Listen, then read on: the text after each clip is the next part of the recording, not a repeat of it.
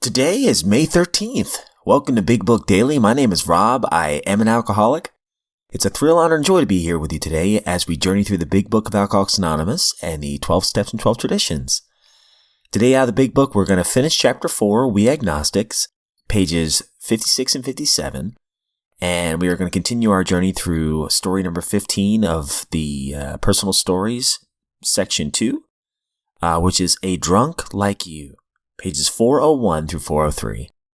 And finally, out of the 12 and 12, we're going to continue our journey through tradition number 3 by reading the bottom of page 141 to the top of 142. So with all that, my friends, hope you're doing well this morning. Life is good over here. We've been given a brand new set of 24 hours, fresh start, and it's up to us today who we decide to be, what kind of person we want to be. So with that, let's go ahead and get to the good stuff. All right, my friends. So one of the recurring themes we're seeing in We Agnostics here is to keep an open mind, to let go some of those prejudices we might have about the ideas of God and everything like that. And yesterday we left off with somebody who was about to give their testimony of an example of this idea. So again, we're reading 56 and 57 and finishing off We Agnostics this morning. Page 56. Our friend was a minister's son. He attended church school, where he became rebellious at what he thought an overdose of religious education. For years thereafter, he was dogged by troubles and frustration. Business failure, insanity, fatal illness, suicide. These calamities in his immediate family embittered and depressed him. Post-war disillusionment, ever more serious alcoholism, impending mental and physical collapse brought him to the point of self-destruction. One night, when confined in a hospital, he was approached by an alcoholic who had known a spiritual experience. Our friend's gorge rose as he bitterly cried out, "If there is a God, he certainly hasn't done anything for me." But later, alone in his room, he asked himself this question: is it possible that all the religious people I have known are wrong? While pondering the answer, he felt as though he lived in hell. Then, like a thunderbolt, a great thought came. It crowded out all else.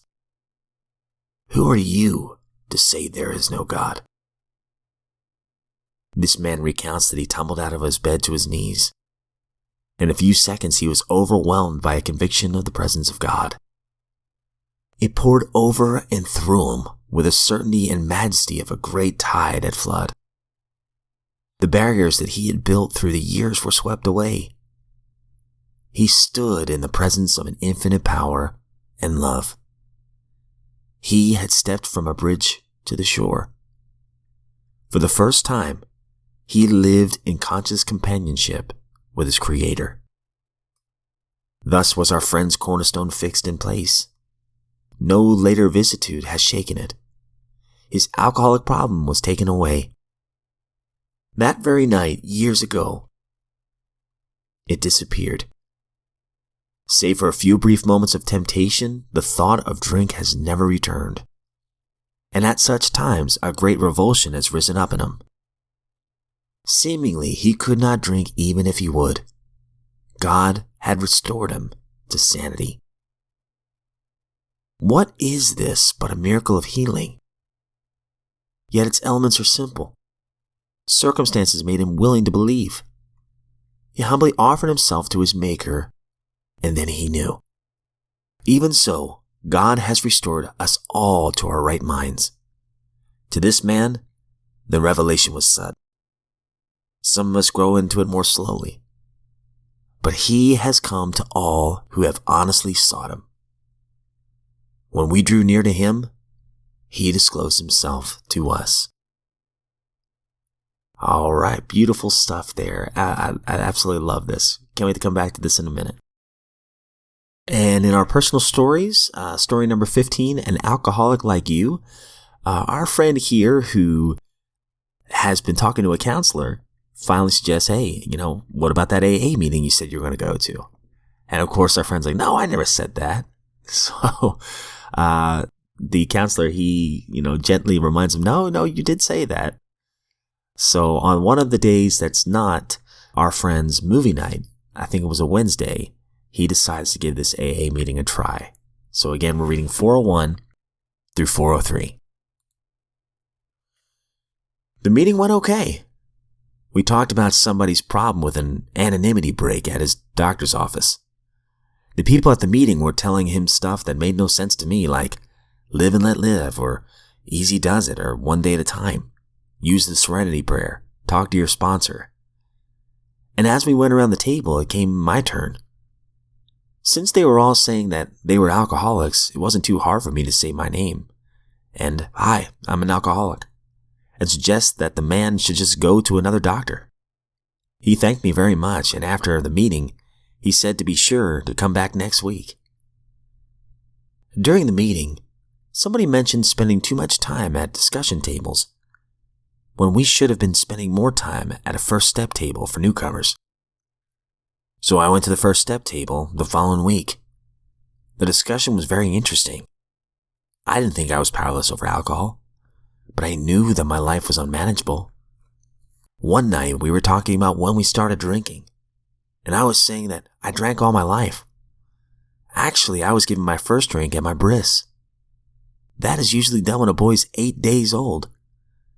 So I said all Jewish boys start drinking early. I had to admit that after that, it was just the usual milk and juice until I could sit up at the table with the family, and then there would be Kaddish wine every Friday night. Not great stuff. What we got was sweet wine and seltzer, so I didn't drink very much of it. I didn't like it. Later, I learned the definition of a social drinker, someone who could take it or leave it. When I was about 10 years old, we all came back from my cousin's bar mitzvah services to celebrate at my grandmother's house. There, I had my first real drink. All the adults went over to the table for schnapps. There were all these little tiny glasses in front of various liquor bottles, and everyone was having one, so I had one too. It was good. It was smooth and warm and wonderful. I liked it and went back for another. This one wasn't smooth. It was hot going down and not as wonderful. After that, I drank what I could, when I could, where I could. Not much, not often, not as a 10-year-old. At that first step table, we figured out, or they did anyhow, that was alcoholic drinking. Having one and going back for a second right away. I know now that I never had just one drink, ever. One night, they were talking about how much they drank, and one guy said he had so many beers. The next guy talked about shots, one about mixed drinks that I'd never heard of, another about so many pints, and on it went around the table. When my turn came, I said, I didn't know. Wow, that much? They said. No, I said. I meant, I didn't know the amount. I drank mostly at home and poured some in a tall glass, and drank that and did it several times. Well, how many times did you refill? I don't know. Somebody asked it another way. He wanted to know, how many did I buy? Well, I said, I stopped in the package store every day and bought one. Oh, he said. How many did you have left at the end of the week? Well, he had me there. None, I said. He said, a bottle a day, man. I never got to say a word. It was settled over my objections.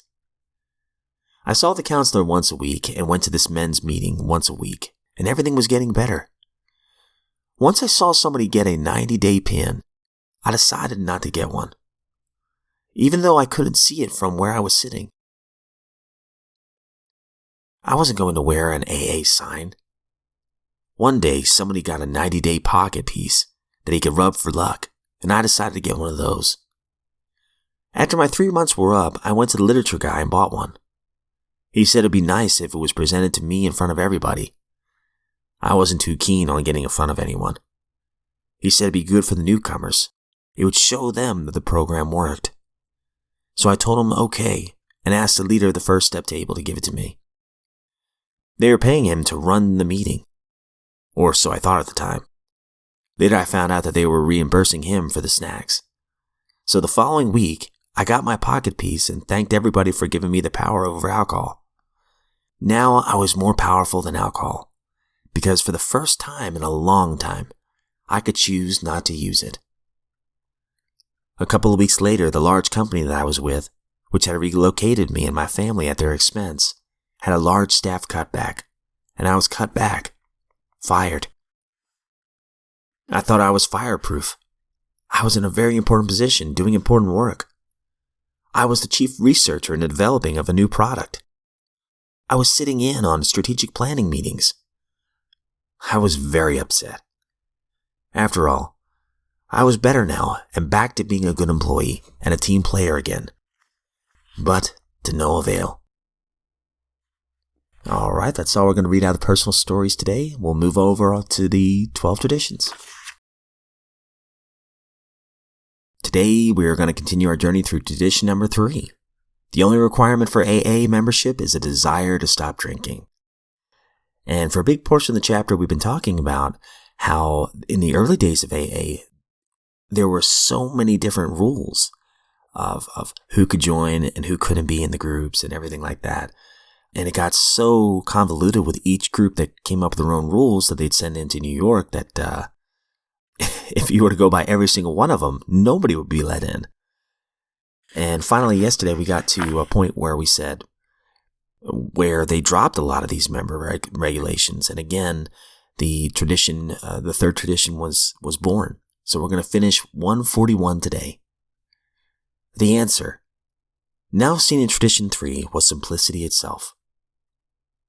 At last experience taught us that to take away any alcoholic's full chance was sometimes to pronounce his death sentence, and often to condemn him to endless misery. Who dared to be the judge, jury, and executioner of his own sick brother? As group after group saw these possibilities, they finally abandoned all membership regulations. One dramatic experience after another clinched this determination until it became our universal tradition. Here are 2 examples. On the AA calendar, it was year 2. In that time, nothing could be seen but 2 struggling, nameless groups of alcoholics trying to hold their faces up to the light. A newcomer appeared at one of these groups, knocked on the door, and asked to be let in. He talked frankly with the group's oldest member. He soon proved that his was a desperate case, and above all, he wanted to get well. But, he asked, will you let me join your group? Since I'm a victim of another addiction, even worse, stigmatized in alcoholism, you may not want me among you. Or will you? There was a dilemma. What should the group do? Alright, so we will stop there today on the top of page 142. I have been in groups like this, certain memberships like this, and there are some in my area that would still kick somebody out. I don't want to slam that particular group. I prefer to have a group that's a little bit more inclusive. Again, it kind of goes back to the questions that were asked in this previous page. Who dared to be the judge, jury, and executioner of his own sick brother? I just would want that on my conscience to kick somebody out of an AA meeting. Now, I have also seen people get a little unruly. Maybe they're currently drinking and they want to dominate the group. I've seen that before, and I've seen the chairman or another friend in the room, politely kind of talk to them outside of the meeting and say, hey, are you all right? Approach that person with love. And I think, again, that was us. That could easily be us if we go back out and pick up a bottle again. And finally, I love Bill Dotson's story here in We Agnostics. A seed was planted by a friend in AA, and this person sat in his hospital bed. At first, he was resigned against God. He didn't want anything to do with it. But all of a sudden, this random thought comes into his head. And these are our italics right here. Who are you to say there's no God? Who are you to say there is no God? The man tumbles out of his bed, and in a few seconds he was overwhelmed by a conviction of the presence of God. I can only speak from my own experience. I believed in God before before I went to some of these fellowships. But my relationship with God has grown exponentially since. And I love this. When we draw near to him, he disclosed himself to us. It is in the seeking, my friends. And I love this line too. God has so restored us all to our right minds. I don't think about drinking anymore. There was a time where that's all I could think about. I don't think about wanting to drink anymore, I should say. I guess I think about not drinking all the time. But I think you know what I mean.